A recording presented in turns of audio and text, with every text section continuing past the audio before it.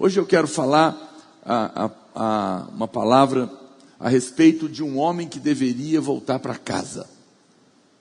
Essa foi uma ordem que Jesus deu para ele. Jesus sempre disse para as pessoas segui-lo, aqueles que foram salvos por ele. Mas esse homem, especialmente, Jesus manda ele voltar para sua casa. É uma história muito interessante, muito incrível. Parece um filme de terror que estava acontecendo ali. E lembre-se sempre disso. Deus, a Bíblia não é um livro de história simplesmente. Quando você vê os milagres de Jesus, os acontecimentos que estão ali, sempre ele é para nos ensinar, para nos edificar, para nos inspirar. Amém, irmãos? Portanto, essa palavra de hoje também é uma palavra para trazer uma ministração ao seu coração. Por quê?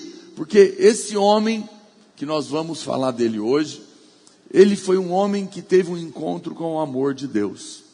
Ele foi um homem que teve a experiência de encontrar a graça de Deus na sua vida e ter a sua vida completamente transformada. Ele foi alvo especial do amor de Deus. Nós vamos falar hoje de um personagem que é chamado de endemoniado gadareno, não é? Ele é o homem mais endemoniado dos evangelhos. Não tem nenhum outro ser tão possuído de demônios que Jesus teve um encontro como esse homem. E dizem que essa terra, ele era na terra dos gadarenos, e que provavelmente essa terra era pertencente à tribo de Gade, daí gadarenos. E a tribo de Gade é uma das que não atravessou o rio. Você vê que coisa séria, não é? Mas eu quero ler essa história com você. Está em Lucas capítulo 8, a partir do verso 22. Acompanhe para você ver. Aconteceu que num daqueles dias entrou ele num barco. Deixa eu só colocar aqui Entrou ele num barco em companhia dos seus discípulos e disse-lhes: passemos para outra margem do lago. E partiram. Enquanto navegavam, ele adormeceu e sobreveio uma tempestade de vento no lago, correndo eles o perigo de sossobrar. Interessante que a primeira coisa que você tem que prestar atenção é que Jesus ele não estava indo sem rumo, ele não estava indo para qualquer lugar, ele sabia muito bem o que ele estava fazendo. Quando ele entra no barco, ele diz: nós vamos entrar porque nós vamos passar por lado de lá. Ele tinha algo para fazer naquele lugar. Você vai ver que era algo específico.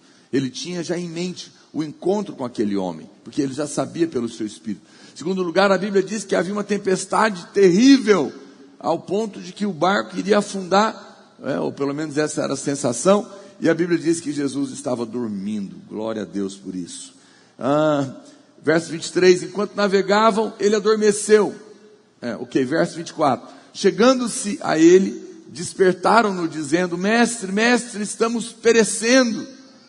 Despertando-se Jesus, repreendeu o vento e a fúria da água. Tudo cessou e veio a bonança. Aleluia. Então lhes disse: onde está a vossa fé? Eles, possuídos de temor e admiração, diziam uns aos outros: quem é este que até aos ventos e às ondas repreende e lhes obedecem? Jesus podia dormir no meio da tempestade. Isso é assustador. Certamente não era um barco tão pequeno, porque eram 13 homens, mas também, claro, não era tão grande, porque estava balançando muito e havia uma tempestade ali. E no meio daquela tempestade ele podia dormir, porque ele sabia que tinha autoridade sobre todas as coisas. Ele sabia que o Pai estava no controle de todas as coisas. E por isso ele levanta, repreende aquela tempestade e ela o obedece. Eu nunca me canso de dizer que você sempre poderá vencer os problemas diante dos quais você é capaz de dormir. Se você é capaz de dormir diante do seu problema, você pode vencer eles. E a maneira de dormir é entregando para quem controla todas as coisas. Ele sabia que ele estava nas mãos do Pai. Jesus sabia que veio para morrer na cruz. Ele sabia que não ia morrer naquela tempestade, porque ele sabia do propósito de Deus e que se cumpriria cabalmente. mas ele também sabia que tinha autoridade. Vamos continuar. Verso 26. Então rumaram para a terra dos Gerasenos, fronteira da Galileia. Logo ao desembarcar, veio da cidade ao seu encontro um homem possesso de demônios. Procure imaginar a cena. Que havia muito não se vestia, nem habitava em casa alguma, porém vivia nos sepulcros. Então era um homem que estava nu, andando no meio do cemitério, dos sepulcros. E quando viu Jesus, prostrou-se diante dele, exclamando e dizendo em alta voz: que tenho eu contigo, Jesus, Filho do Deus Altíssimo? Rogo-te que não me atormentes.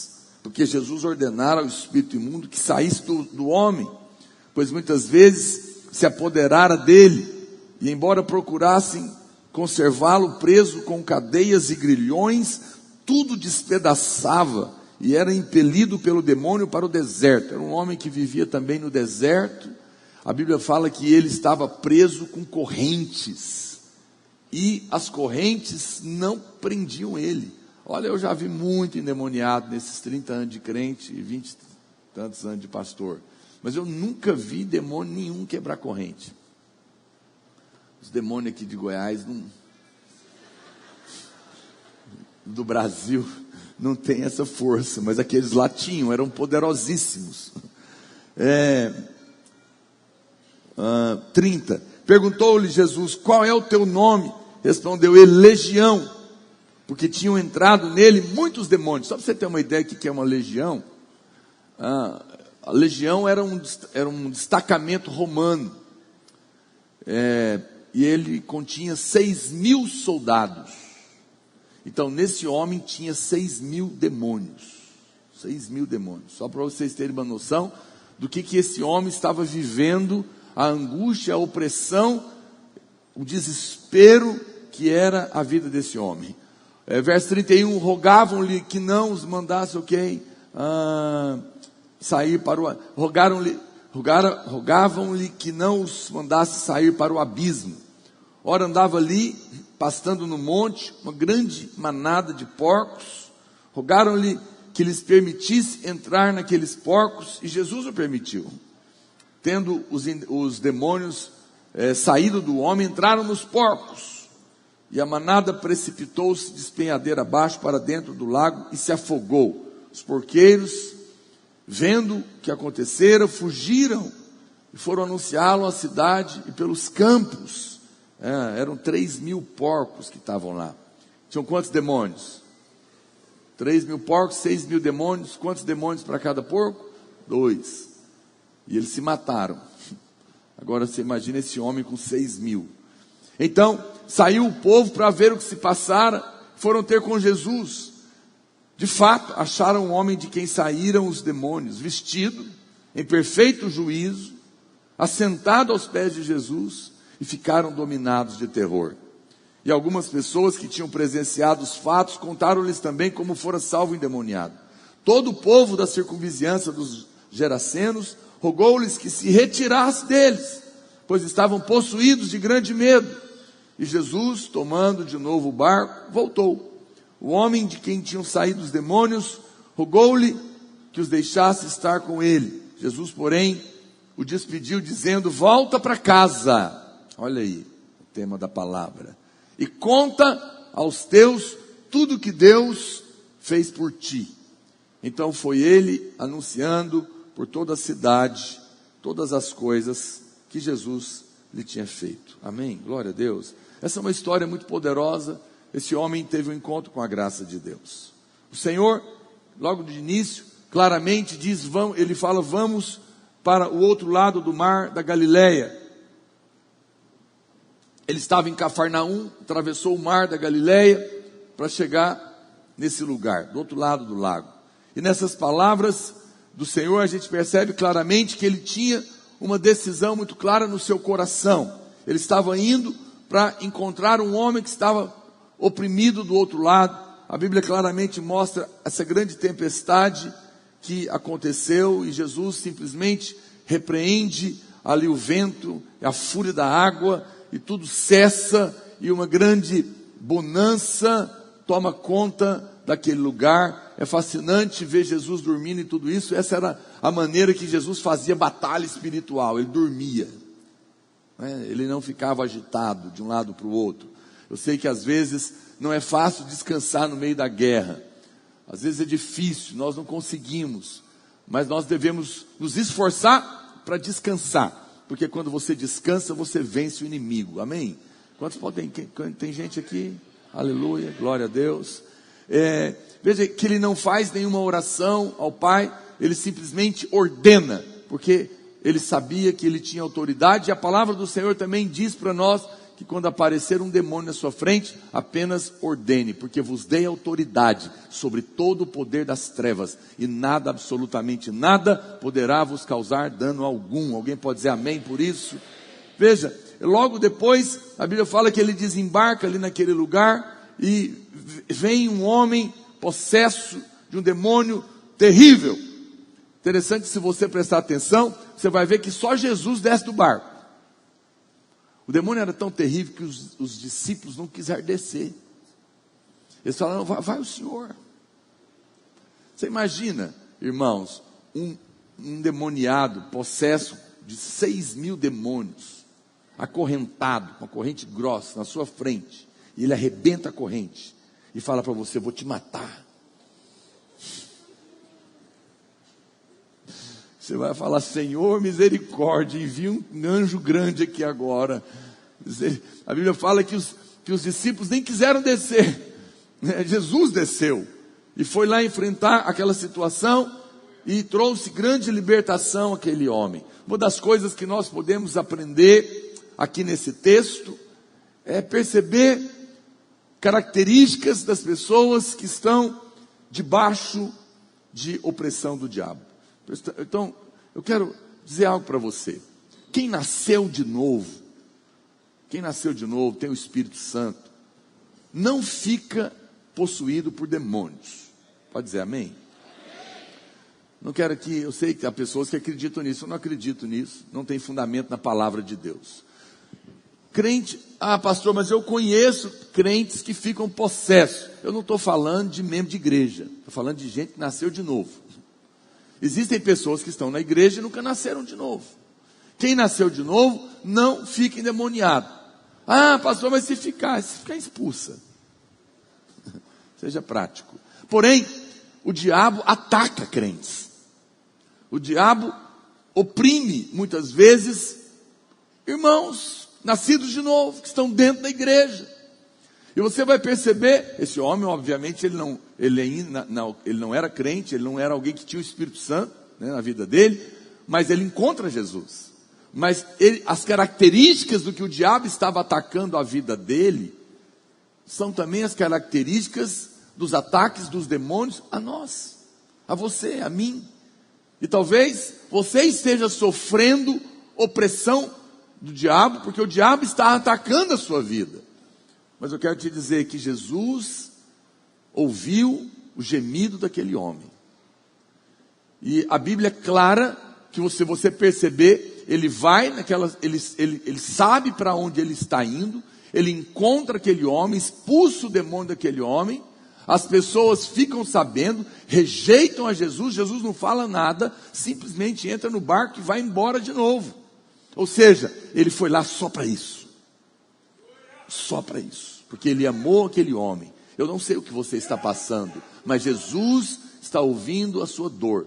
E mesmo que fosse só você, ele iria ao seu encontro. Ele ouve o seu clamor e ele vai até você. Ele é o seu pai, ele ama você. E para ele, você pode pedir tudo o que você precisa. Toda a sua dor pode ser colocada diante dele, porque ele certamente irá ao seu encontro. Ele foi ao encontro daquele homem especificamente. Ele não foi para outro lugar, ele foi só para isso. E por isso eu tenho a certeza que ele também sempre virá ao encontro daqueles que estão sofrendo e que estão clamando. Mas preste atenção, quais são as características daquele homem? Veja no verso 27, coloca lá no verso 27, só voltar. A Bíblia diz que logo ao desembarcar, veio da cidade ao seu encontro um homem possesso de demônios, que havia muito não se vestia, que nem habitava em casa alguma, mas vivia nos sepulcros. O verso 29, embora procurassem conservá-lo preso com cadeias, grilhões, tudo despedaçado, e era impelido pelo demônio para o deserto.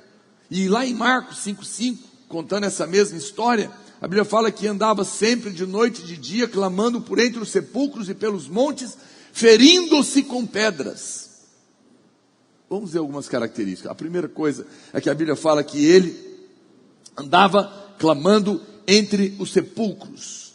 A Bíblia fala que ele vivia chorando, clamando, esse desespero, esse choro no meio dos sepulcros. Isso é um sinal, você sabe, claramente aqui se vê a depressão. A depressão é um sinal de ataque maligno.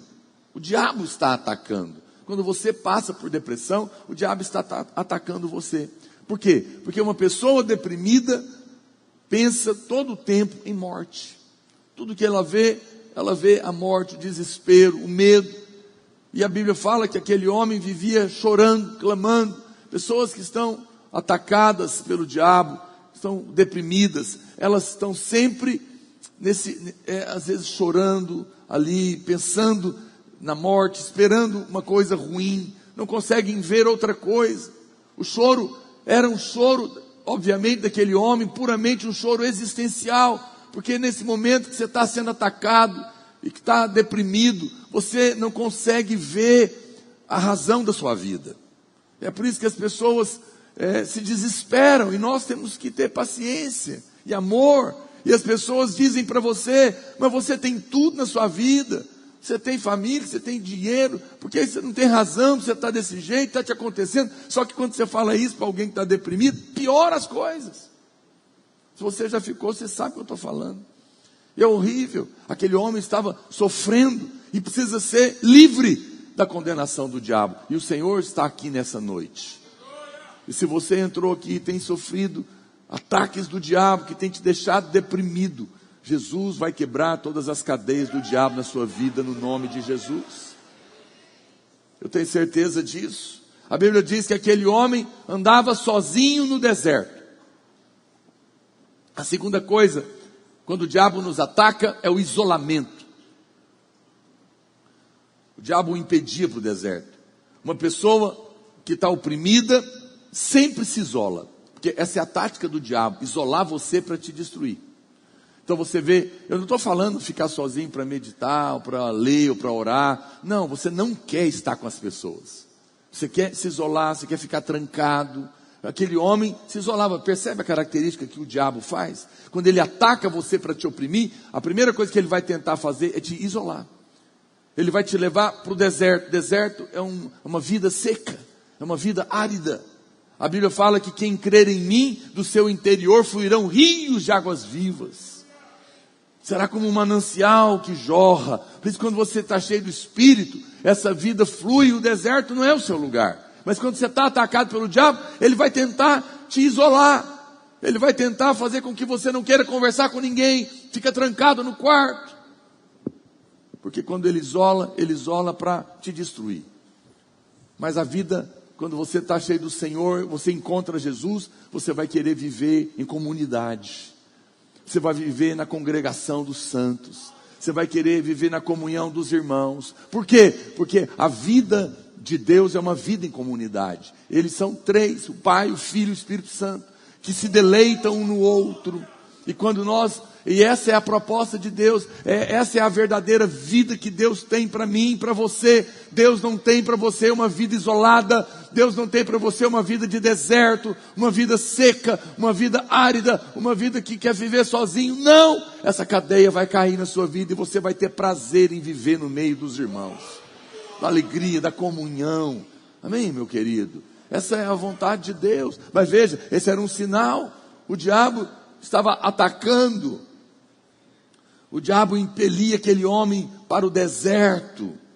A Bíblia fala lá em Lucas, interessante, que quando um demônio sai de uma pessoa, ele anda por lugares áridos, procurando um lugar para pousar. Demônios vivem em lugares de sequidão, mas nós somos aqueles que têm um rio de vida fluindo entre nós. Olha outra característica de quem está atacado por demônios, uma opressão maligna. A Bíblia fala que aquele homem se feria cortando o seu corpo com pedras. Eu não sei se você sabe, mas hoje em dia se tornou uma epidemia adolescentes que se cortam. Quem sabe disso? As escolas estão tomadas disso. Adolescentes que estão angustiados. Eles nem sabem por que eles se cortam. Eles se sentem tanta angústia que eles tentam provocar ou uma dor pior para tentar se livrar da outra. Esse é o padrão que o diabo trabalha. Se você se lembra do desafio de Elias no Velho Testamento com os profetas de Baal, e a Bíblia fala que Elias falou: não, pode orar vocês primeiro, depois eu vou orar ao meu Deus. E a Bíblia diz que aqueles homens endemoniados, eles se cortavam para tentar invocar o demônio, porque essa é a prática do diabo. Você sabe, irmãos, é por isso que nós precisamos tanto de entrar nas escolas, em todos os lugares, porque há tantas pessoas oprimidas pelo diabo, tão angustiadas, tentando se cortar, tentando trocar de dor, mas o Espírito de Deus está se movendo entre nós, e nós temos uma mensagem. Nós vamos levar essas pessoas a ter um encontro genuíno, e essas cadeias serão quebradas, e no lugar da dor e do desespero, elas sentirão a paz e a alegria de ter encontrado a Cristo. E é isso que Deus tem para a sua vida também. A Bíblia diz também que aquele homem vivia nu. Depois que o homem foi liberto, a gente percebe que Jesus o vestiu. Isso significa que ele estava vivendo sem roupas. Eu não sei se você já percebeu. Você sabe, muitas vezes, pessoas endemoniadas nos encontros, eles querem tirar roupa. Porque o diabo, ele trabalha com a licenciosidade. Quanto mais você vai nessas festas cheias de demônios, mais depravação existe. É um espírito. É um espírito que leva as pessoas a essa vida estranha, não é? Aquele homem não usava roupas. Segundo a descrição bíblica, ele estava sempre, então, sozinho, presta atenção, sozinho, antissocial, se cortando, nu, chorando e impelido ao deserto. São as características de alguém que está debaixo de uma opressão maligna. Se isso tem acontecido com você, hoje é o dia da sua libertação. Seja você que está aqui, seja alguém que vai ouvir essa palavra no WhatsApp, ou que vai ouvir na rádio amanhã, ou no YouTube, no nosso canal, é para você, meu querido. Deus tem uma libertação para a sua vida. Se você conhece pessoas que estão passando por opressão do diabo, você vai falar para ela ouvir essa mensagem. E Deus, porque nós vamos orar por você e vamos orar por cada um que ouvir essa mensagem. E o poder de Deus vai quebrar as cadeias na vida delas. No nome de Jesus, você pode dizer amém por isso? Essas são características que a gente percebe no mundo. O mundo é assim. As pessoas estão lá fora se cortando, estão chorando de angústia, afastadas, isoladas. Mas essa história não termina aí, porque Jesus entra em cena. E agora, quando a gente continua observando, a gente começa a ver as características de alguém que encontra Ele. O que acontece com a nossa vida quando você encontra a Jesus? Quando Jesus vem ao seu encontro. A Bíblia diz algo muito poderoso. Olha que Jesus, quando ele fala, então vamos passar para o outro lado, ele já tinha em mente esse homem. E lá no verso 28, olha o que está escrito: e quando viu a Jesus, prostrou-se diante deles, clamando e dizendo em voz alta, em alta voz: que tenho eu contigo, Jesus, Filho do Deus Altíssimo, rogo-te que não me atormentes. Porque Jesus ordenara ao espírito imundo que saísse do homem, pois muitas vezes se apoderara dele, e embora procurasse conservá-lo preso com cadeias e grilhões, tudo despedaçava, e era impelido pelo demônio. Depois a Bíblia fala que Jesus pergunta o nome, expulsa o demônio, e aquele demônio vai para os porcos. Olha para cá, o Senhor Jesus cruza o mar da Galileia, apenas para encontrar aquele homem. Ele ouviu o choro, ele ouviu o clamor. Aquele homem era uma ovelha perdida da casa de Israel. O Senhor veio para resgatar. Todas as vezes que você clamar, Jesus virá. Por causa de você, por causa de um. Ele ouviu o clamor e foi encontrar aquele homem. Jesus apenas deu uma palavra, ele disse: vá! E todos os demônios se foram. Não há demônio, não há cadeia que não se quebre na presença de Jesus. Eu não sei o que você está passando, eu não sei o tamanho do seu problema, da sua angústia, da sua dor, ou quantos demônios estão te atacando. O Senhor é maior do que todos eles.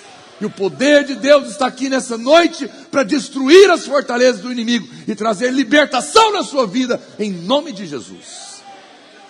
Enche o seu coração de expectativa e de fé, porque é isso que a palavra de Deus está nos mostrando. A Bíblia diz que depois da libertação do homem, os moradores da cidade saíram e pediram que Jesus se retirasse. Ele foi embora. Ele cruzou o mar só para encontrar aquele homem. Interessante que aos nossos olhos, a pessoa que menos merecia foi a que mais recebeu graça. Talvez você está me ouvindo, ou está aqui nessa noite, e você pode estar pensando: eu estou sofrendo tudo isso porque eu realmente mereço. O senhor não me conhece, eu já fiz tanta coisa ruim, tanta maldade, mas é para você que ele veio. Aquele que menos merecia foi o que mais encontrou graça. Ele não vem te encontrar porque você merece. Ele vem te encontrar porque você é o último que merece.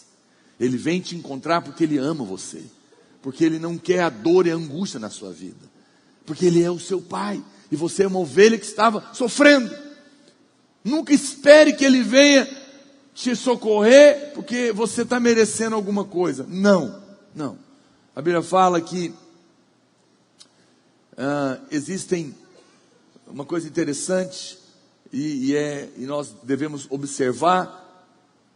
Não sei se você percebeu, a Bíblia fala que Jesus estava no barco e no meio do caminho o diabo trouxe uma grande tempestade. Na Bíblia existem demônios chamados de potestades do ar, que operam no vento, e certamente há demônios nos mares. Tanto é verdade que no dia 31 de dezembro, os pais de santo, tudo vai oferecer coisas para os demônios das águas. Demônios atacaram aquele momento. Houve uma grande tempestade, aquela tempestade ela era espiritual. E Jesus repreende esses demônios e cessa. Apenas com uma palavra houve a calmaria. Você fala: pastor, mas o diabo sabe o que Deus vai fazer? Não, ele não sabe tudo, mas ele percebe a movimentação. Ele percebe quando Deus está para fazer algo poderoso. Ele vê a movimentação dos anjos, por exemplo. Ele vê que algo está para acontecer. Olha para cá, presta atenção no que eu vou te falar. Sempre que Deus estiver para fazer algo poderoso, Satanás primeiro vai trazer uma tempestade para tentar impedir o que Deus tem para fazer. Nesses últimos anos, o diabo se levantou e tentou trazer uma tempestade no nosso meio. Mas Jesus estava no nosso barco. E apenas com uma palavra, ele disse: cesse a tempestade, porque eu vou fazer coisas grandes no meio desse povo. Aleluia. Talvez, amém? Pode aplaudir o Senhor. Tem certeza disso? Quantas vezes pessoas vão receber algo de Deus e elas mesmas contam a dificuldade que foi para chegar no culto, sim ou não? Quantas vezes tem alguém aqui que pode testemunhar isso na sua própria vida? Que Deus fez algo, mas foi difícil chegar lá? Foi difícil chegar no encontro, foi difícil chegar na célula. Não é? Por quê? Porque o diabo estava atacando para impedir você. Há demônios que se levantam antes que algo poderoso aconteça, mas apenas com uma ordem, tudo cessou. E depois, com uma palavra só também, veja, com uma palavra, toda aquela tempestade se acalmou. E houve uma paz poderosíssima. Dali a pouco, também com apenas uma palavra, aquele homem que vivia numa grande tempestade, de tormento da vida, desfrutou também de plena paz. Se a sua vida está atormentada como uma tempestade em alto mar, eu quero te dizer que Jesus já está vindo ao seu encontro. E em breve você vai experimentar de uma paz que o mundo não pode te dar e que você jamais experimentou na sua vida. Porque o Senhor está trazendo a calmaria e quebrando as cadeias da sua vida em nome de Jesus. Essa é a vida que Deus tem. E é isso que Ele vai fazer hoje.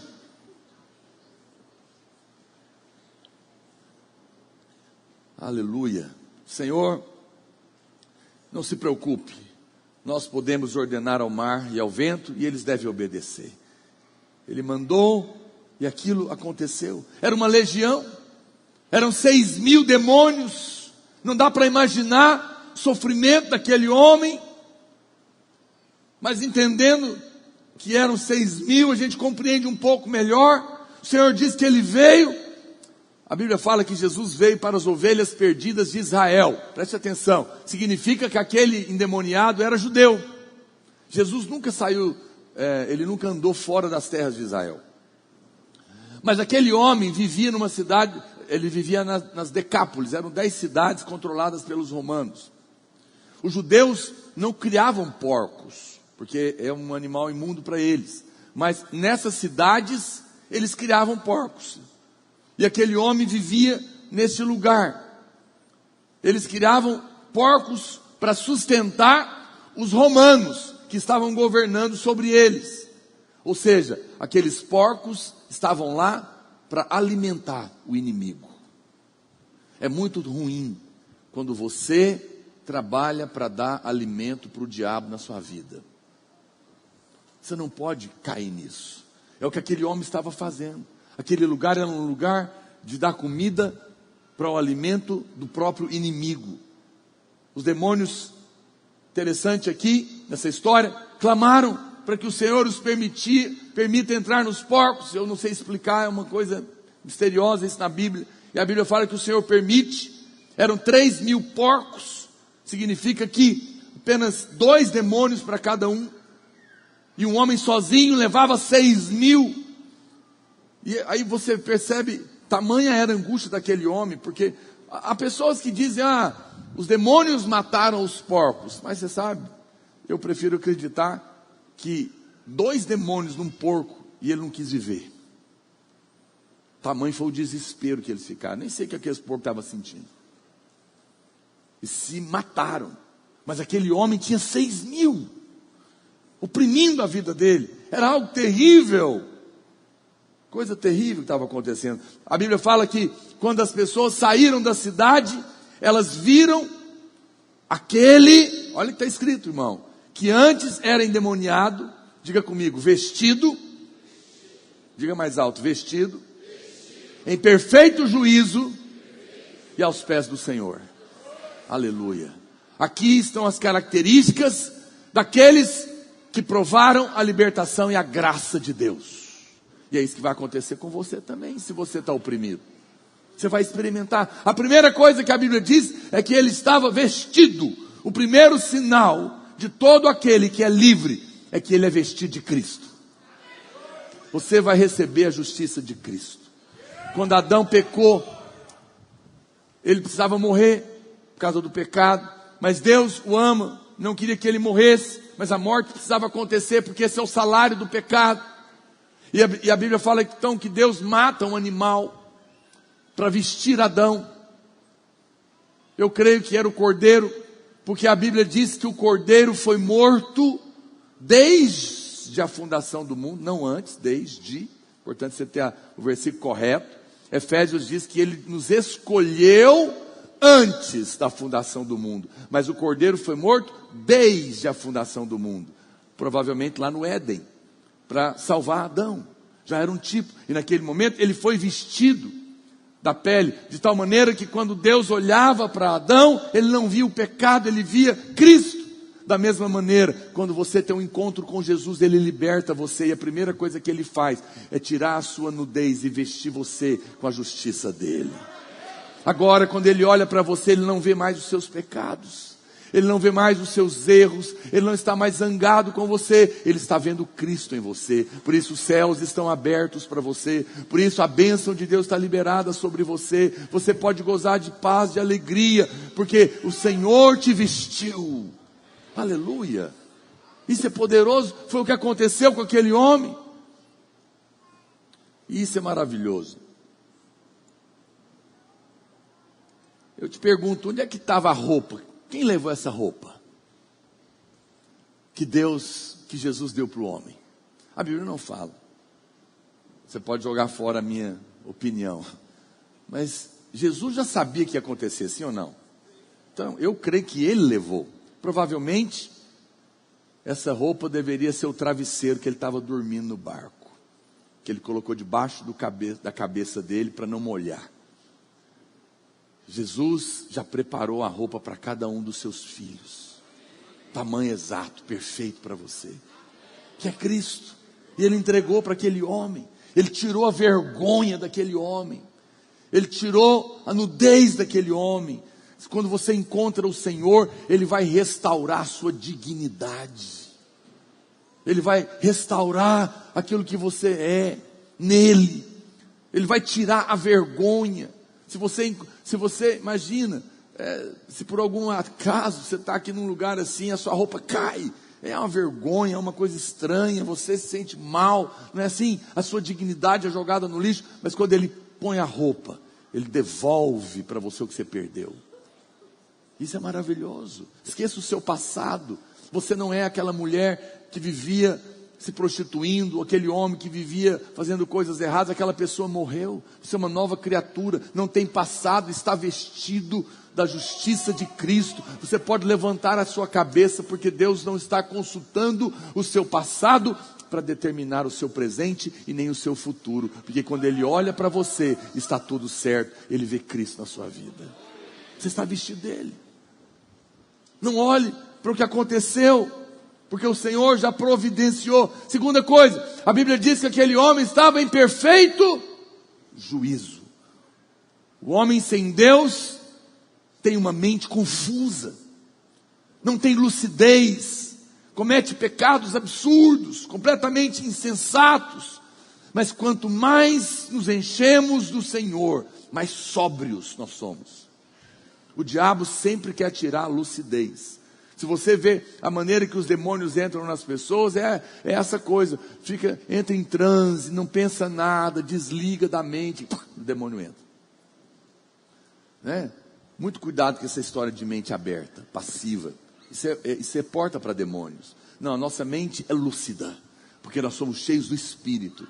E quanto mais cheios do Espírito nós somos, mais lucidez nós temos das situações, nós temos das coisas, nós conseguimos ver com mais clareza, com mais amplitude, com mais tranquilidade. Você vê o problema, você enxerga o todo, você já vê a solução lá na frente, porque o Senhor vai te mostrar aquilo. Então, veja, essa é a lucidez do Evangelho, da graça de Deus, é o que Deus tem para a sua vida, meu irmão. Talvez você está perdido, minha mente está confusa, eu não sei o que eu faço, se eu vou para cá, se eu vou para lá, o diabo está te atacando, mas nessa noite a unção de Deus é poderosa para destruir as cadeias do diabo, e você terá luz, lucidez, clareza. Haverá uma voz atrás de você dizendo: este é o caminho, ande por ele, vá para cá e não vá para lá, essa é a direção. Eu tenho luz para você, clareza em todas as circunstâncias da sua vida. O Senhor vai te dar, ainda hoje, está sobre você, amém? Não se desespere, porque Jesus está aqui, aleluia. Nós estamos reunidos no nome dEle. Isso é poderoso demais. A presença do Senhor é lucidez. Terceira coisa, a Bíblia diz que aquele homem agora, olha, veja como a Bíblia diz que ele estava oprimido e ele andava, me acompanhando aí, né, câmera? Ele andava, é porque tem uns que tem misericórdia, eu sumo da câmera, mas agora esse aí é bom, ele não vai me perder. Eu estou testando. A Bíblia diz que aquele homem estava perturbado. Ele andava pelos sepulcros no deserto. Assim é o homem oprimido. Ele está inquieto, ansioso, andando de um lado para o outro, perturbado. Mas agora, depois que Jesus liberta, a Bíblia fala que ele está sentado. Porque o encontro com Jesus traz descanso. Estar assentado é estar descansado. O Senhor vai trazer descanso para a sua alma hoje. E você vai sentar. Você não vai ficar mais andando de um lado para o outro, porque Ele já está cuidando de tudo para você. Descanse, meu amado. A mão do Senhor é maior do que os seus problemas. A sua autoridade é maior do que os demônios. Ainda que um exército se levante contra você, o Senhor é por você. E se Ele é por você, quem poderá ser contra você? Ele tem o controle de todas as coisas, tudo está nas suas mãos, nada lhe escapa, nenhum fio de cabelo cai da sua cabeça sem a permissão dele. Encontrei um irmão outro dia, e ele falando, eu falei, aí irmão, fiquei sabendo que você está passeando aí, viajando muito. Ele falou, eu tenho viajado, apesar do meu medo de andar de avião, não consigo dormir de jeito nenhum no avião e tal. Um irmão muito próspero. Aí eu falei, então toma um remédio para dormir e dorme, amanhece lá no destino. Ele falou, não, eu tenho medo demais, vai que acontece alguma coisa, aí o avião cai e eu estou grogue, eu não posso fazer nada. Eu falei, vixe, Jesus poderoso, haja ataque do inferno. Eu falei para ele, você crê na soberania de Deus? Você crê que tudo está na mão do Senhor? Eu falei, segundo que esses remédios não são tão poderosos não, se o avião cair você vai acordar mesmo, se você só ficar vivo, né?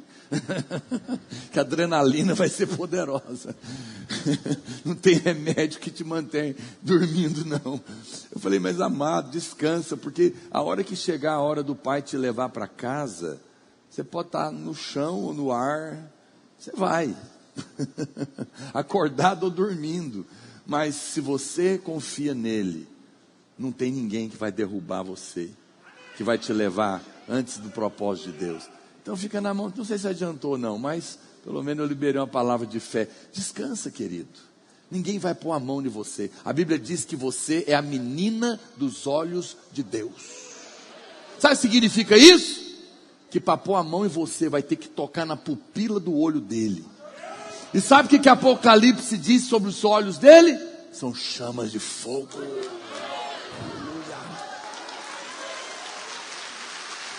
Aleluia. Tentar encostar em você, queima. Aleluia. Por isso é que você pode sentar, porque Ele já fez, Ele já está cuidando dos seus inimigos. Quando os demônios vierem colocar pensamentos na sua cabeça de que vão te matar, que vai ter uma maldição familiar que não cessa, que fizeram macumba, fizeram isso, fizeram aquilo, não fique desesperado, apenas diga, Senhor, eu estou nas suas mãos, que o inferno inteiro se levante, porque muito maior é o que é por mim, do que aqueles que são contra mim.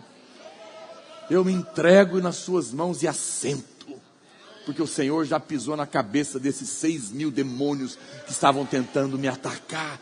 O Senhor já pisou na cabeça da serpente. Satanás já foi derrotado lá na cruz, meu irmão. E Ele está trazendo os seus inimigos para debaixo dos seus pés. Uma vez que você tem um encontro com o Senhor, você agora está assentado com Cristo nas regiões celestiais, acima dos principados e das potestades e dos poderes. Estão debaixo dos seus pés. Você tem autoridade, mas você pode ficar tranquilo, descansa. Porque esse é o lugar daqueles que foram libertos. Mas muitas vezes o diabo nos ataca para tentar nos tirar daí. A Bíblia diz que ele não apenas estava sentado, mas ele estava sentado aonde? Aos pés do Senhor. O lugar que Maria escolheu, o melhor lugar. Muitos irmãos não conseguem, eles até sentam, mas logo levantam, porque não sentaram aos pés de Jesus. O sentar dele foi um sentar na força do seu braço. Respira. Pega uma bolinha, uma laranja para, fazer um relaxamento. Respira fundo 3 vezes. São as técnicas, elas são boas. Mas é um sentar humano. Ela funciona por um momento. Mas quando você se assenta aos pés de Cristo, ninguém te tira daí. Insista em ficar aos pés dele. entregando a sua causa para Ele, colocando o seu coração diante dEle, colocando a sua vida nas mãos dEle, deixando que Ele derrote os seus inimigos. Não tente fazer na sua força, apenas ouse crer e ver o que Ele mesmo vai fazer. Amém, irmãos? Eu falo, Senhor, a minha vida é sua. Se alguém quer se levantar contra mim, eu pertenço ao Senhor. Eu tenho um amigo, pastor, que se converteu uma moça muito rica na igreja dele. O pai dela, um cara multimilionário, fazendeiro, ficou revoltado por ela se tornar crente. Ela teve um encontro genuíno com Jesus. E ela não abriu mão de ir para a igreja, de servir a Deus. E aquela revolta, o pastor não está nem sabendo de nada. A menina está lá na igreja, e ficaram aquela luta, e passaram um tempo dessa conversão dessa menina. Depois eu acho que mudaram de cidade, e uns 3 anos depois, um dia ele encontrou um homem na cidade, que havia se convertido, e estavam conversando com ele, e ele falou, o senhor é o pastor fulano de tal? Sou eu. Ele falou, senta, eu queria te contar uma coisa. Ele falou, o senhor se lembra de uma família tradicional aqui da cidade, assim, assado? Lembro deles. O senhor lembra o que aconteceu com eles? Por isso que eles se mudaram da cidade? Sofreram um acidente, o pai e o filho morreram no mesmo dia, um acidente de carro terrível. Falei, pois é. Ele falou, eu era um pistoleiro naquela ocasião, não era crente. E o homem contando para ele.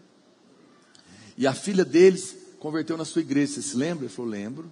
Eles me contrataram para te matar. O pai e o filho, 60 mil reais.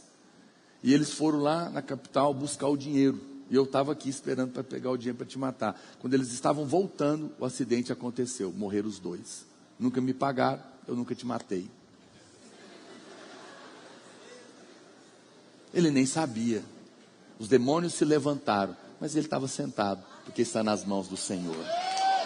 Caiu 1000 ao seu lado, 10.000 à sua direita, mas você não será atingido. Praga nenhuma vai chegar na sua casa, nenhum mal te acontecerá, porque maior é aquele que é por você do que aquele que é contra você. Não tenha medo, se assente aos pés dele hoje. Entrega o seu caminho ao Senhor, confia nele e o mais ele fará. Fará resplandecer a sua luz como o sol ao meio-dia. Ele está cuidando de você. Ele não negou o próprio filho, não vai te negar coisa alguma. Aquele homem teve um encontro e agora estava sentado aos pés do Senhor. E a Bíblia diz que agora ele queria seguir Jesus. Que coisa interessante. A equipe de louvor pode subir. Olha o que diz o verso 38. Vai lá para o 38. O homem de quem tinha saído os demônios rogou-lhe que o deixasse estar com ele. Jesus, porém, o despediu dizendo, volta para casa e conta aos teus tudo o que Deus fez por ti. Então foi ele anunciando por toda a cidade todas as coisas que Jesus lhe tinha feito. Essa ordem do Senhor, ela pode ser entendida de vários prismas. Em primeiro lugar, nós precisamos entender que o primeiro lugar que nós devemos voltar no momento em que nós encontramos Jesus é na nossa casa, para contar o que Deus fez na nossa vida. Você sabe, Natal está aí, final de ano, muitas festas. Aproveita para contar o que Deus tem feito na sua vida. Conta para a sua família, para os seus primos, para os seus parentes. Conta da graça de Deus para eles. Isso é poderoso. Mas, em segundo lugar, eu penso que Jesus mandou aquele homem voltar. Você sabe, Jesus sempre mandou seguir, mas aquele homem, ele mandou voltar. Olha para cá. Às vezes, ir para frente implica em andar para trás. Tem coisas na nossa vida que só rompe depois que você volta na sua origem. Depois que você volta para sua casa. Tem gente que não vai para frente porque nunca volta para casa, né? Mas aquele homem tinha que voltar, porque provavelmente também a casa dele, a família dele, talvez fosse a causa do endemoniamento dele. Existem famílias totalmente desarranjadas. Eu ouvi o testemunho de um irmão, meu Deus do céu, misericórdia. É testemunho porque Deus o salvou. Mas quando ele era criança, a mãe dele contratou sequestradores para sequestrar ele, para extorquir dinheiro do pai. Uma mãe que manda sequestrar o filho, não precisa de demônio para oprimir você. E os sequestradores viram que o menino reconheceu eles e falou: vamos matar ele, porque ele nos reconheceu. Mas por Deus a polícia entrou em ação, matou os bandidos, e ele viu tudo, ele era pequeno. Isso é coisa horrível. Que família desarranjada. E daí você às vezes não entende porque as pessoas estão passando por aquilo. E Deus então, Ele manda você de volta, porque você se torna agora a porta do céu dentro da sua casa.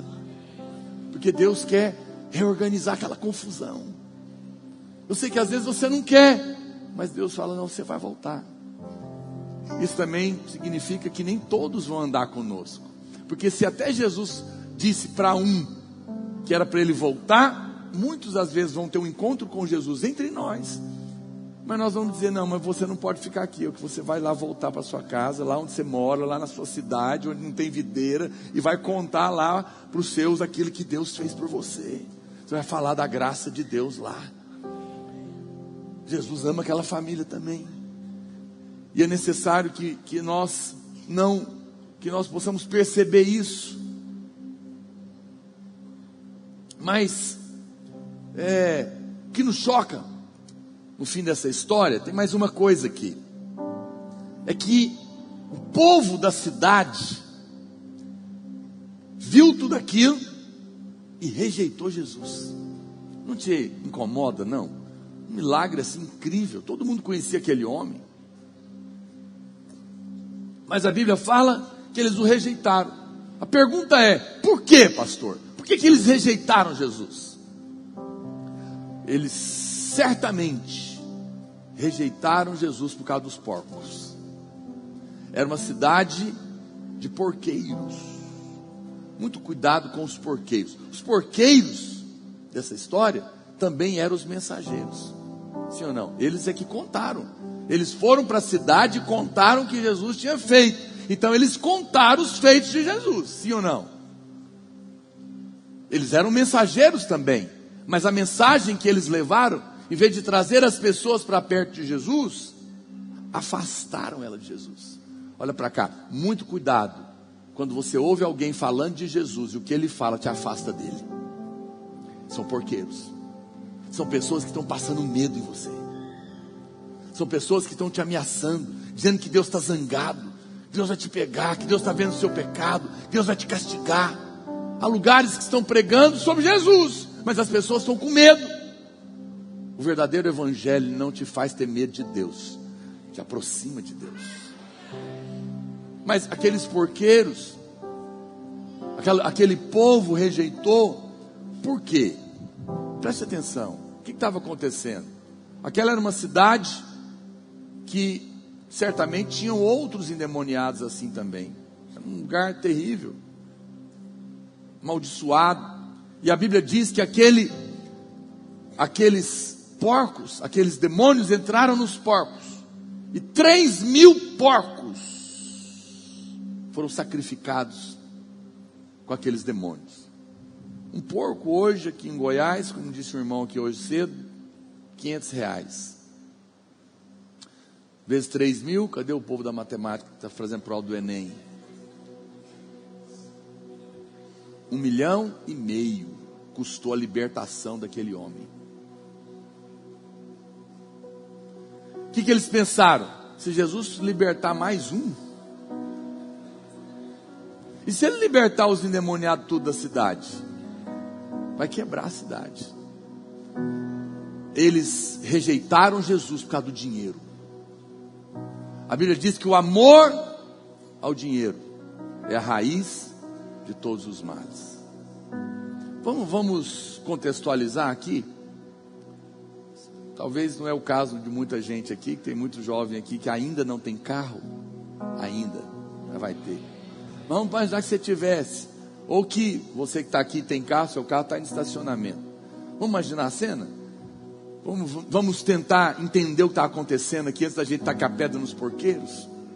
Imagina que manifesta um demônio aqui agora. Uns 6.000 demônios. Ou vamos diminuir 300 demônios, que é o que cabe aí no estacionamento de carro. Não, 600 demônios, que eram 2 para cada porco. E o demônio fala... Um demônio ia dirigir outro de passageiro. E o demônio manifesta aqui, eu falo, sai dele, legião. 600 demônios. E o demônio fala para mim, pastor, deixa a gente entrar nos carros que estão aí fora. A igreja é na beira de um abismo mesmo. Tem um abismo aí. E a gente vai destruir e pôr fogo nesses carros, vamos queimar, eles vão jogar lá no abismo e a gente sai do homem. É o seu carro. E aí eu pergunto, então, irmão, o que nós decidimos?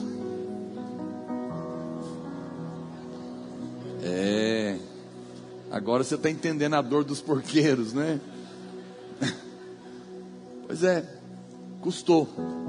Tem irmãos que acham que não precisa de dinheiro para fazer a obra de Deus, para expulsar e libertar gadarenos que estão em volta dessa terra.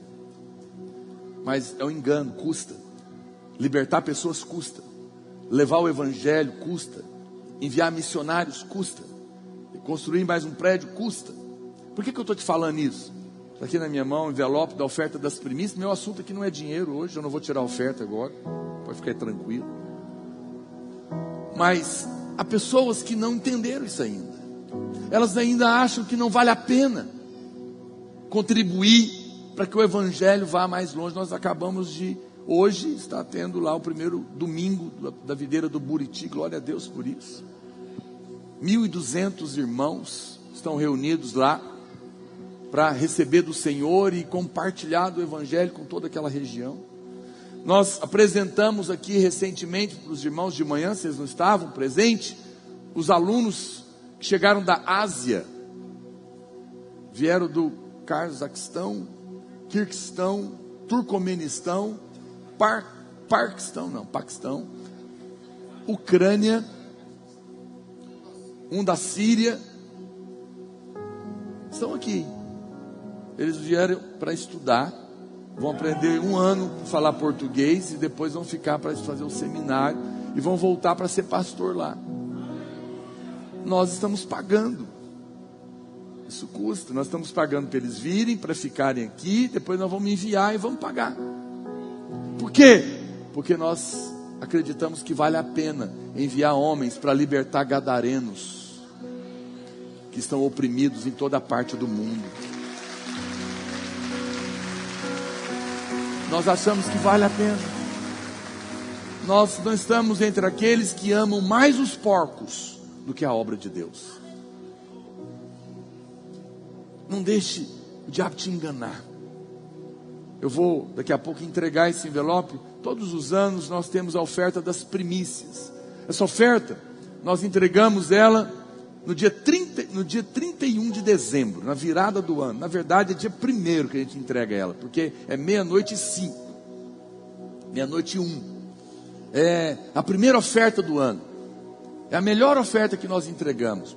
É para dizer quem é o primeiro na nossa vida naquele ano, que é o Senhor, que é o seu reino, que é a sua obra.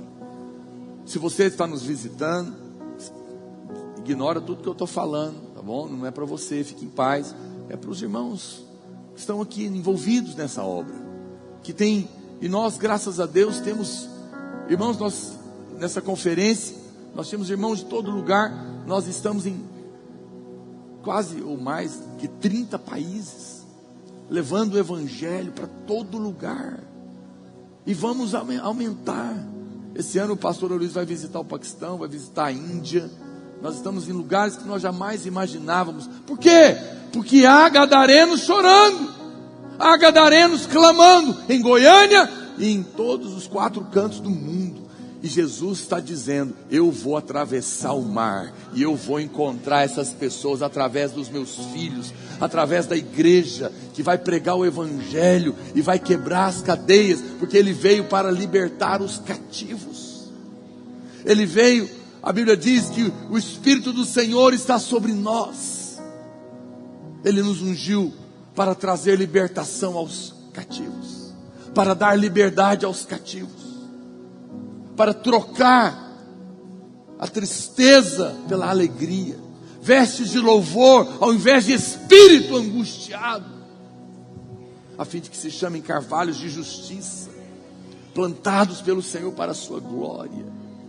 Eu quero desafiar você a participar disso, a dizer: Deus, eu vou contribuir, eu vou participar dessa libertação que o Senhor quer fazer. Eu creio que nós estamos diante de uma revolução no mundo, a revolução do Evangelho da Graça. Deus está para multiplicar essa mensagem. Ela será levada para os 4 cantos, porque Jesus está às portas. Mas Ele não vai embora sem levar aqueles que estão clamando, sem libertar aqueles que estão oprimidos. E cada vez que você contribui, Deus vê isso, porque você sabe que tudo que você tem é porque Ele está te dando. Tudo vem dele, das suas mãos nós recebemos. Eu gostaria de convidar você a ficar em pé nessa hora. Nós vamos fazer 2 orações.